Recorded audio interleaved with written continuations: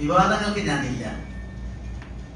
ഏതായാലും കേന്ദ്ര സർക്കാരിന്റെ നിലപാടുകൾ അപ്പീൽ കൊടുക്കുന്നു പറഞ്ഞതല്ലാതെ മറ്റ് നിലപാടുകൾ കാലക്രമത്തിൽ വരുമെന്ന് പ്രതീക്ഷിക്കാം. അതുകൊണ്ട് ഞാൻ അതിനെപ്പറ്റിയുള്ള ഒരു അഭിപ്രായം ഇവിടെ പറയുന്നില്ല. പക്ഷെ ഒരു കാര്യം ഞാൻ ആരും ഇന്ന് വരെ ഇന്ത്യയിൽ ഇതിനെപ്പറ്റി പറയാത്ത ഒരു പോയിന്റ് ഒരു നിയമ വിദ്യാർത്ഥി എന്ന നിലയിൽ പറയാൻ ആഗ്രഹിക്കുകയാണ്.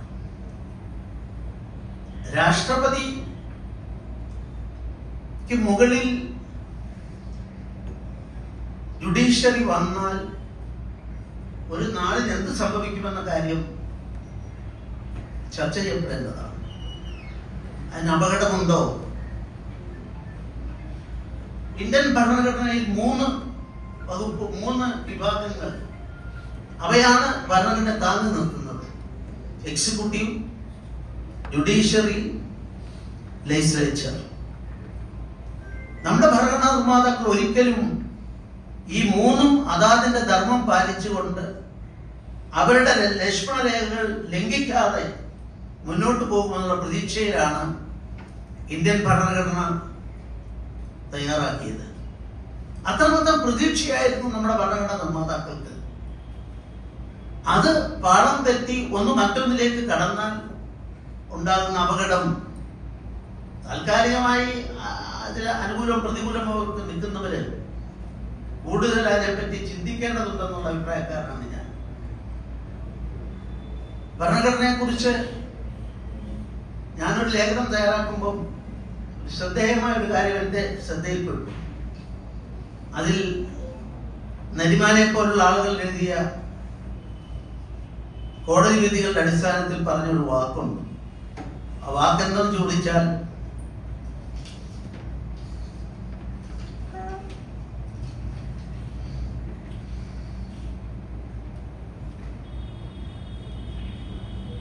in a parliamentary democracy so that the words of constitution, though important, are never decisive, because the silences in our constitutional law speak louder than words. എഴുതി വെച്ച വാക്കുകളെക്കാൾ അതിലെ മൗനങ്ങളുടെ നിമിഷങ്ങളുള്ള ഒന്നിനാണ് പ്രാധാന്യമെന്ന് ഉള്ള ജഡ്ജ്മെന്റ്. അത് ഞാൻ ഒറ്റ വാക്ക് പറഞ്ഞു, ഞാൻ അതിനെ പറ്റി ഫുള്ള് പറയുന്നില്ല. ആരും കണ്ടാത്ത ഇന്ത്യയിൽ എവിടെ ഞാൻ എല്ലാ ലേഖനങ്ങളും ഇംഗ്ലീഷൊക്കെ നോക്കി. 1987 ജ്ഞാനി ശൈൽ സിംഗ് ആയിരുന്നു രാഷ്ട്രപതി. ജനങ്ങളുമായി വളരെ ബന്ധപ്പെട്ട് ജനങ്ങളെ പ്രവർത്തിച്ച ആളാണ്. വിദ്യാഭ്യാസപരമായി വലിയ തോതിലല്ല. അന്നത്തെ ഗവൺമെന്റ് ഇന്ത്യയുടെ ചരിത്രത്തിൽ 84 പൊതുതെരഞ്ഞെടുപ്പിൽ കിട്ടിയത്രയും വോട്ട് പെർസെന്റേജ് ജവഹർലാൽ നെഹ്റു മുതൽ ഇന്ദിരാഗാന്ധി മുതൽ വാജ്പേയി മുതൽ ആർക്കും കിട്ടാത്ത 49%, 5% വോട്ട് കിട്ടിയ, പാർലമെന്റിൽ ഏറ്റവും കൂടുതൽ സീറ്റ് കിട്ടിയ പ്രധാനമന്ത്രിയായിരുന്നു രാജീവ് ഗാന്ധി. ആ പീരീഡാണ് ഞാൻ പറയുന്നത്. അന്ന് ഒരു തിയറി നിയമരംഗത്തെ കുറിച്ചിരിഞ്ഞു വന്നു. ഇന്ത്യയിലെ പ്രശസ്തമല്ലെങ്കിലും മറ്റ് രാജ്യങ്ങളുണ്ട്. സൈലൻസിനുള്ള രാഷ്ട്രപതിയുടെ അവകാശമാണ് അതിന്റെ അടിവേര്. എന്താണെന്ന് ചോദിച്ചാൽ ചന്ദ്രേട്ടൊക്കെ ഓർമ്മിക്കുന്നുണ്ടാവും. അന്ന് ഒരു ബില്ല് പാർലമെന്റ് പാസാക്കി. ആ ബില്ലിന്റെ പേര് ഇന്ത്യൻ പോസ്റ്റ് ഓഫീസ് ലോ എന്നായിരുന്നു. Indian post office law 1987.